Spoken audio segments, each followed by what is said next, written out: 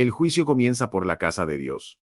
Esa frase está en Primera de Pedro, capítulo 4, versículo 17, y es una de las frases más serias, más pesadas, más importantes que hay en toda la Biblia.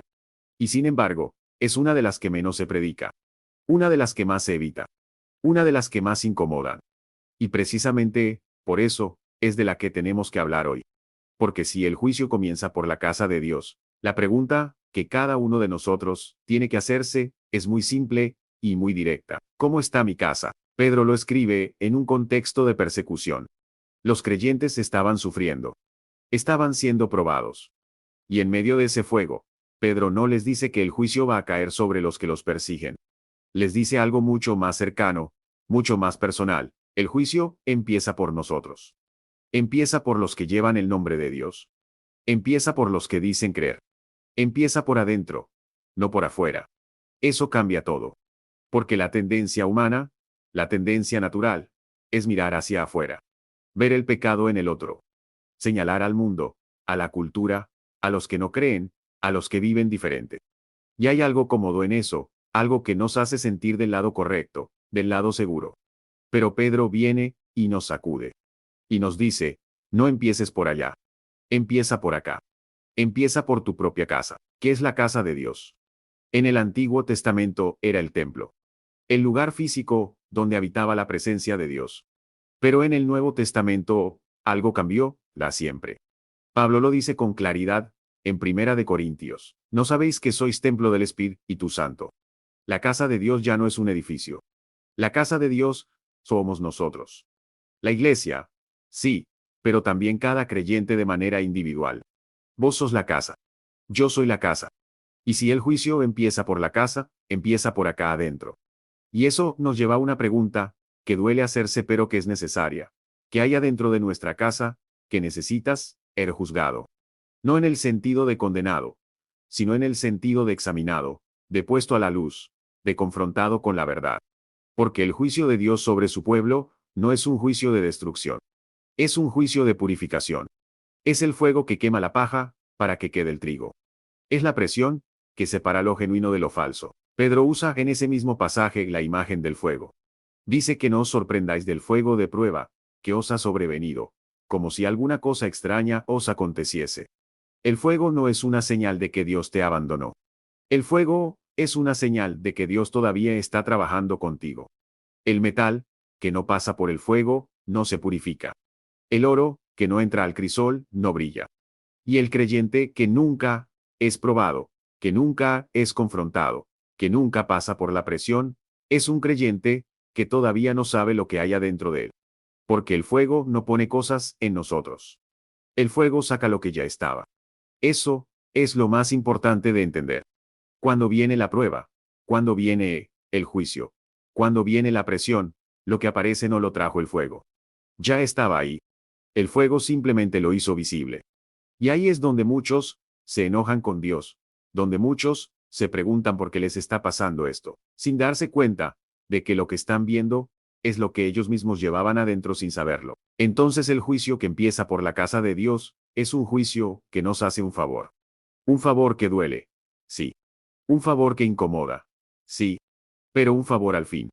Porque es mejor que Dios te muestre hoy lo que hay en tu corazón, a que lo descubras, cuando ya no haya tiempo de hacer algo al respecto. Pensemos en el sacerdote del Antiguo Testamento.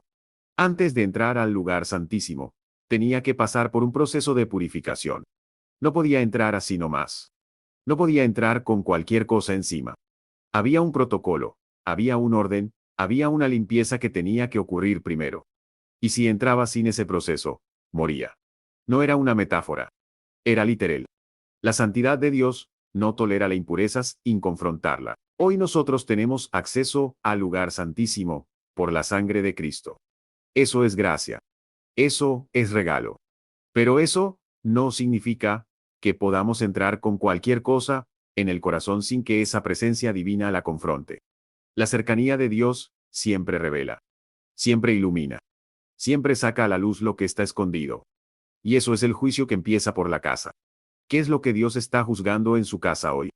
Las actitudes que llamamos fe, pero que en realidad son costumbre. Las oraciones que repetimos, sin creer lo que estamos diciendo. La doble vida, la cara de domingo y la cara del lunes. La falta de amor entre hermanos cubierta con vocabulario espiritual. El orgullo religioso, que se disfraza de celo por Dios. La dureza de corazón hacia el que cae, justificada con la palabra de Dios. Todo eso está siendo juzgado. Todo eso está pasando por el fuego. Y Pedro termina ese pasaje con algo que parece una paradoja, pero que tiene una lógica perfecta. Dice, si el juicio empieza por nosotros, ¿cuál será el fin de aquellos que no obedecen al Evangelio? Es decir, si los hijos de Dios, los que tienen al Espíritu, los que tienen la palabra, los que tienen la gracia, aún así tienen que pasar por el fuego de la purificación, imagínate lo que significa vivir completamente fuera de esa gracia. El juicio que empieza por la casa no es para asustar a los creyentes. Es para hacerlos entender el privilegio que tienen. El fuego que los purifica es el mismo fuego que, para el que está afuera, no tiene ningún propósito redentor. Entonces, ¿qué hacemos con todo esto? Lo primero es dejar de mirar para afuera y empezar a mirar para adentro.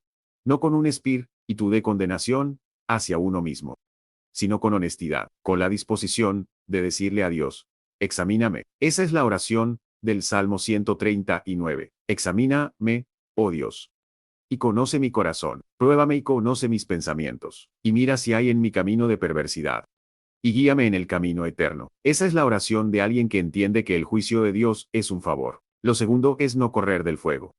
Cuando llega la prueba, cuando llega la presión, cuando llega el momento que te revela quién sos de verdad, no huyas. Quédate ahí. Deja que el proceso termine. El que corre del fuego antes de tiempos sale a medias. Sale con cosas sin resolver. Sale sin la pureza que ese proceso estaba produciendo. Y lo tercero es confiar en que el Dios que juzga es el mismo Dios que ama. El juicio de Dios sobre su casa no es el juicio de un juez frío que no te conoce. Es el juicio de un padre que te conoce mejor que vos mismo, que sabe lo que puedes llegar a ser, y que está dispuesto a hacer lo que sea necesario para que llegues ahí. Eso es gracia. Eso es amor. Eso es un Dios que no te deja como estás porque te ama demasiado como para dejarte como estás. El juicio comienza por la casa de Dios. Y si eso te incomoda, si eso te genera algo por adentro, si eso te hace pensar en algo específico de tu vida, en alguna área, en alguna actitud, en alguna relación, en algo que sabes que no está bien pero que has estado evitando mirar, quizás ese malestar no sea casualidad. Quizás ese malestar sea el principio del juicio. Y si es así, la mejor respuesta que puedes dar es no apagarlo. Es dejar que haga su trabajo. Porque del otro lado del fuego hay algo que el fuego no puede quemar. Hay algo que sale más puro, más real, más genuino. Hay una fe que ya no es costumbre sino convicción. Hay un amor que ya no es performance sino entrega. Hay una vida que ya no imita la santidad, sino que la vive. Eso es lo que Dios está buscando en su casa.